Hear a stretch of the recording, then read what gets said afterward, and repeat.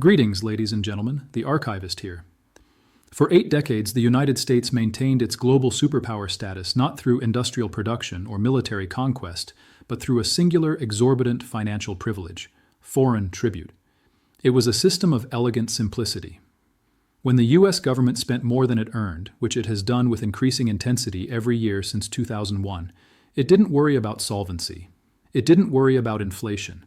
It simply issued treasury bonds. And for decades, the world lined up to buy them. Japan bought them to artificially devalue the yen and protect its export machine. China bought them to recycle the massive trade surpluses it extracted from American consumers. Saudi Arabia bought them to ensure the U.S. Navy kept the Strait of Hormuz open. The U.S. deficit was effectively funded by the savings of the rest of the world. We exported inflation and they imported our debt. It was the greatest free lunch in the history of economics. But on January 5, 2026, a date that will likely be redacted from future textbooks, that privilege expired. The U.S. Treasury held a scheduled auction for $60 billion in 10-year notes. Usually these auctions are routine bureaucratic events, attended by primary dealers, the big banks, and foreign central banks. They are dull affairs where the debt is absorbed quietly into the global balance sheet. But on January 5th, the auction failed. The bid-to-cover ratio, a metric that measures demand versus supply, collapsed to 1.1, the lowest in modern history. The tail, the difference between the expected yield and the actual yield required to sell the bonds, was massive, indicating that buyers demanded a steep discount to touch the paper. The primary dealers were left holding the bag, forced to absorb billions in unwanted debt onto their own balance sheets, which are already clogged with underwater assets from the 2022 rate hike cycle. Why did it fail? Because the big three buyers have left the building. Japan didn't show up. As we discussed in the Tokyo exit dossier, the Bank of Japan is currently fighting a war to save the yen. They cannot afford to print yen to buy dollars anymore. They are actively selling treasuries to defend their own currency. China didn't show up. Beijing is accelerating its de-dollarization strategy, dumping U.S. assets to buy gold and strategic resources in the global south. They are not interested in financing the military of their primary rival. The Saudis didn't show up. The petrodollar arrangement has quietly died. Riyadh is now accepting yuan for oil and reinvesting its surplus into domestic Vision 2030 projects, not U.S. debt. So Janet Yellen and the Federal Reserve faced a terrifying mathematical abyss on the morning of January 6th. The U.S. government needs to borrow approximately $3 trillion this fiscal year just to keep the lights on. That $3 trillion pays for the military salaries, the Social Security checks, the Medicare reimbursements, and crucially, the interest on the existing $35 trillion of debt. If the government cannot borrow that money, the checks bounce. The government shuts down, the empire ceases to function. But if the foreigners won't buy the debt, who is left? The Federal Reserve? They can't. If they print $3 trillion in a single year, quantitative easing, inflation will scream past 15% or 20%, destroying the dollar's credibility instantly. The commercial banks, they're tapped out. They're already technically insolvent due to commercial real estate losses. There's only one pool of capital left in the world large enough, liquid enough, and compliant enough to absorb $3 trillion of toxic debt: your retirement account. There is approximately $35 trillion sitting in U.S. retirement assets, 401ks, IRAs, and defined benefit pension funds.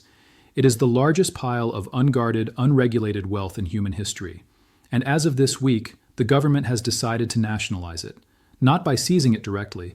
That would cause a revolution. Americans would march on Washington if they saw their accounts drained. Instead, they are doing it by regulating it. They are engaging a protocol I call the GRA mandate, Guaranteed Retirement Account.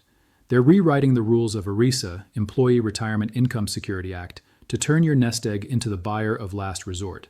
Look at your latest 401k statement.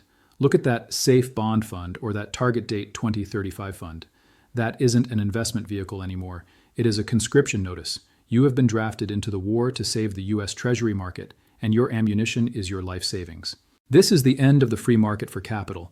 We are entering the era of financial repression, a term coined by economists to describe how bankrupt governments survive by forcing their own citizens to hold their debt at below-market rates. It happened after World War II to pay down the war debt. It is happening again now to pay for the global realignment. The auction failure on January 5th was the signal. The GRA mandate is the response. And unless you understand the mechanics of this trap, You are about to become the bag holder for the greatest sovereign debt bubble in history. How do you force 100 million Americans to buy an asset that nobody else wants? How do you convince a teacher in Ohio or a software engineer in California to dump their Apple stock and buy a U.S. Treasury bond that yields less than inflation? You don't put a gun to their head. You don't pass a law that says you must buy bonds. You use a word they trust. You use a word that shuts down critical thinking. You use the word safety. The mechanism of control is the Department of Labor, DOL. Most people think the SEC regulates their investments, but for retirement plans, the sheriff is the DOL. The DOL administers ERISA, the federal law that governs almost all corporate retirement plans in America. At the heart of ERISA is a concept called fiduciary duty. This is the legal obligation of your plan administrator, the HR department at your company, or the financial giant managing the 401k, to act in your best interest. Historically, best interest was interpreted as maximizing returns for a given level of risk. It meant trying to make you money. But in the last 72 hours, a new guidance memo has circulated through the compliance departments of BlackRock, Vanguard, State Street, and Fidelity. This memo redefines the concept of fiduciary duty for the 2026 geopolitical environment. The new guidance suggests that in a time of extreme geopolitical volatility, the chaos we are seeing in Asia and Europe, holding a high percentage of equities, stocks, is imprudent. It argues that the stock market is disconnected from reality and poses a systemic risk to retiree security. Therefore, the guidance suggests that a prudent person acting as a fiduciary would hold a significantly higher percentage of risk-free assets. And what is the only asset defined as risk-free by the U.S. government in the banking system? U.S. Treasury bonds. This is the trap. If a 401k manager keeps you heavily invested in the S&P 500 and the market crashes due to a war or a tech correction, they can now be sued for violating their fiduciary duty under the new interpretation. They can be accused of reckless exposure to volatility. But if they move you into U.S. Treasuries and you lose money to inflation year after year, they are immune from liability. They followed the safety guidelines. They bought the risk-free asset. It creates a perverse incentive structure where the plan manager is terrified of stocks but comfortable with bonds, even if those bonds are mathematically guaranteed to lose purchasing power. So what are the managers doing right now? They are mass rotating capital. They are selling Apple. They are selling Microsoft. They are selling the engines of the American economy. And they are buying the very debt that Japan refused to buy. The primary vehicle for this theft is the target date fund. This is the weapon of mass accumulation. Most Americans do not pick their own stocks. They are busy. They are not financial experts. When they sign up for their 401k, they simply check a box that says Retire 2040 or Retire 2050, and they forget about it. These funds operate on an auto-glide path. The theory is that as you get closer to retirement, the fund automatically sells risky stocks and buys safe bonds to protect your principal. My analysis of the new GRA protocols indicates that the government is pressuring fund providers to accelerate this glide path. Previously, a 2040 fund for someone retiring in 14 years might be allocated 20% to bonds. Now, under the guise of volatility protection, that allocation is being pushed to 40% or 50%. This is a stealth capital control. You didn't ask to buy the debt. You didn't click buy bonds, but the algorithm did it for you. Millions of workers are currently waking up or sleeping through the fact that their portfolio has been defensively positioned into the one asset class that cannot survive the coming inflation. This mirrors the Guaranteed Retirement Account, GRA, proposal that has floated around academic circles for years. Economists like Teresa Ghilarducci have long proposed that the 401k system is broken and that the government should mandate a retirement savings account for every worker. The proposal usually involves a mandatory 3% deduction from your paycheck, which goes into a government-managed fund that holds, you guessed it, treasuries. They realized they couldn't pass this law in Congress. It sounds too much like socialism or a tax. So, they are doing it through the back door of compliance. They are using the existing 401k infrastructure, which people trust, to achieve the same goal. Your 401k is being repurposed. It is no longer a vehicle for your financial freedom. It is a financing vehicle for the federal deficit. You are the captive lender, and you cannot refuse the loan because you don't even know you're making it. The implications for the stock market are profound. If 401k funds become net sellers of stocks to buy bonds, who supports the stock market? Who buys the dip? This regulatory change removes a massive pillar of support for equity prices. It suggests that the government is willing to sacrifice the stock market to save the bond market. They are willing to crash your portfolio's growth to keep their own borrowing costs low. The ERISA override is the mechanism. The target date fund is the weapon. And safety is the lie they tell you while they pick your pocket. In the next section, I will explain the negative yield math. I will show you why holding a 4.5% bond in a 7% inflation world is not saving. It is taxation. This is the modern version of financial repression. I will calculate exactly how much of your wealth will be siphoned off by this mechanism over the next 5 years. Why is the government forcing you to buy bonds?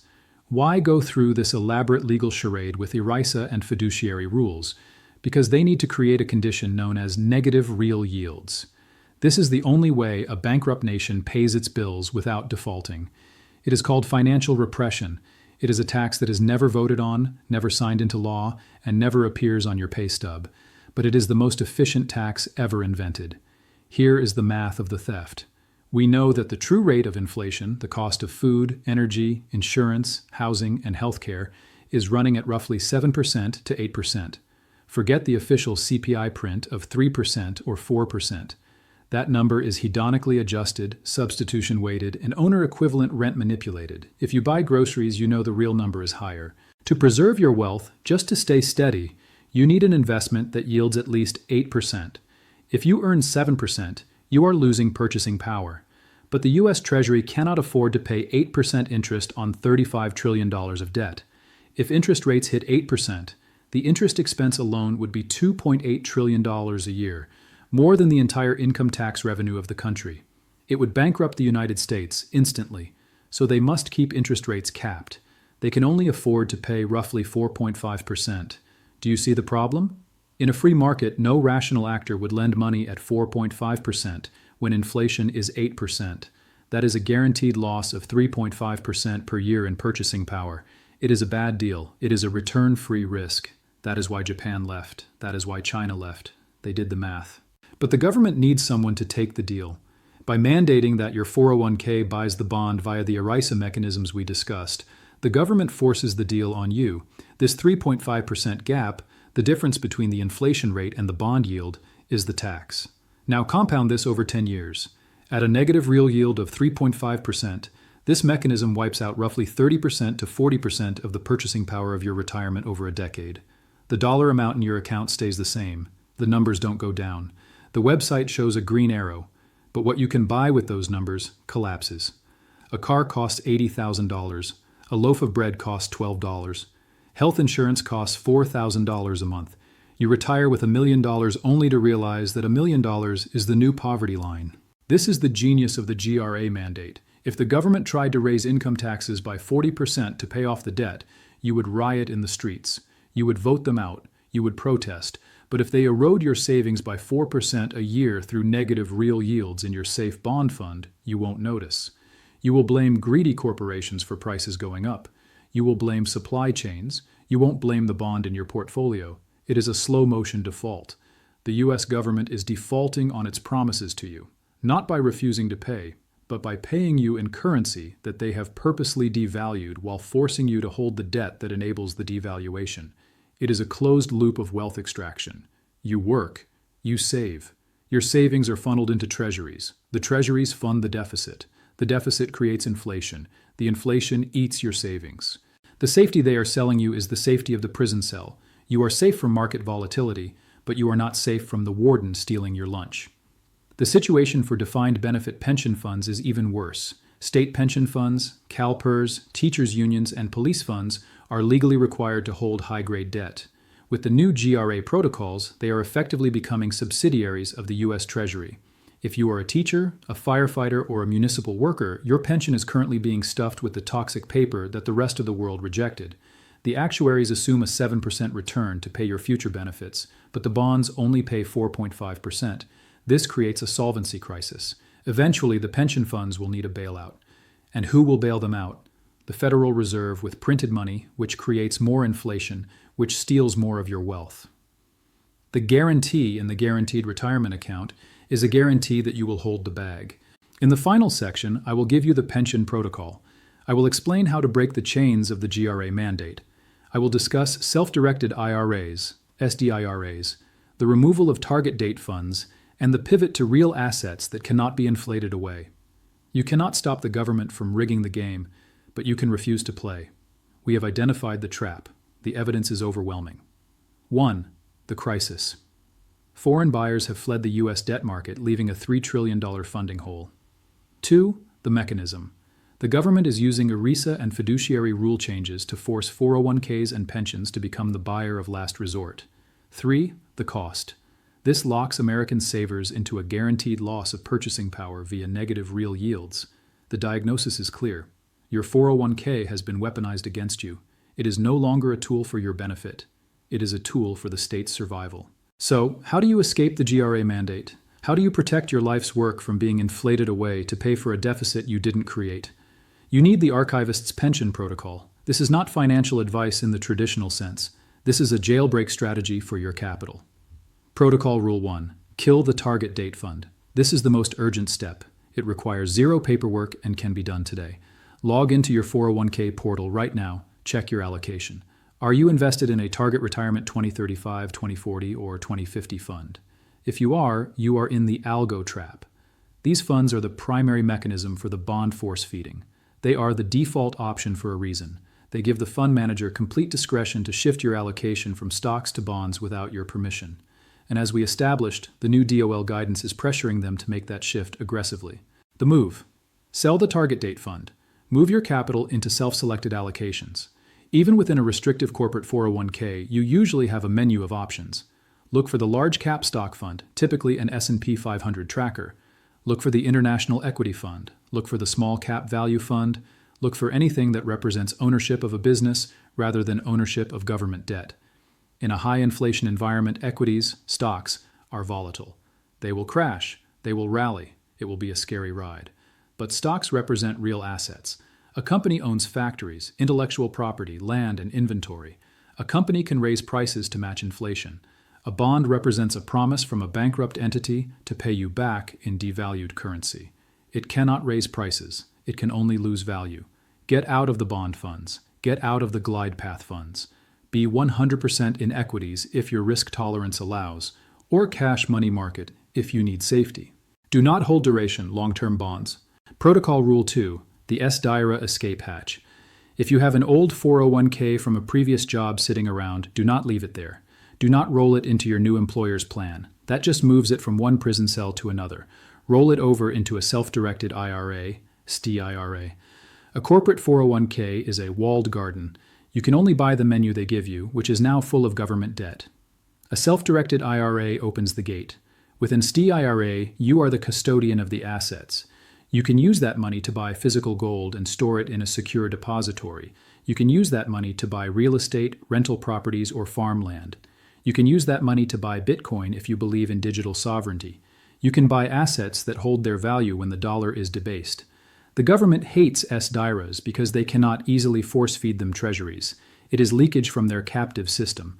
Take custody of your capital. Remove it from the ERISA control grid. Protocol Rule 3. The in-service withdrawal.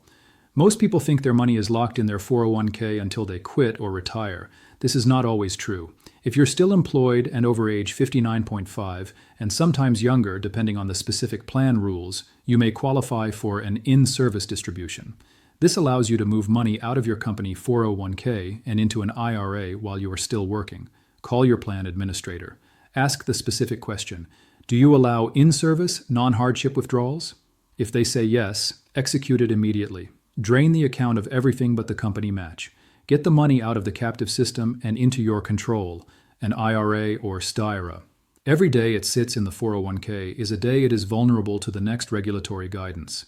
Protocol Rule 4. The asset hierarchy. You must fundamentally rethink what risk means. In the old world, 1980, 2020, risk meant volatility. Stocks were risky because they moved up and down. Bonds were safe because they were stable. In the new world, financial repression, risk means purchasing power loss. Bonds are now the riskiest asset class because they guarantee a loss of purchasing power. Stocks are safer because they have a chance to outpace inflation. Commodities, gold, silver, energy are the safest because they are the inflation. Old safety, treasury bonds, corporate bonds, stocks, commodities. New safety, commodities, gold, silver, energy. Stocks, pricing power. Short-term bonds, death zone, long bonds. Position your retirement according to the new safety. You want assets that float on top of the inflation flood, not assets that are anchored to the bottom. The GRA mandate is the final, desperate move of a sovereign debtor. Japan left the auction. China left the auction. So they locked the doors and turned to the people in the room, you. They are counting on your apathy. They are counting on you not checking your statement. They are counting on you trusting the word safe. They're counting on the fact that you are too busy working to notice that your labor is being stolen. Do not give them that satisfaction. Unlock your capital. Reject the debt. Break the mandate. The pension system was designed to secure your future. It has been redesigned to secure the government's present. Take back your future. This is the archivist. The protocol is active. Class dismissed.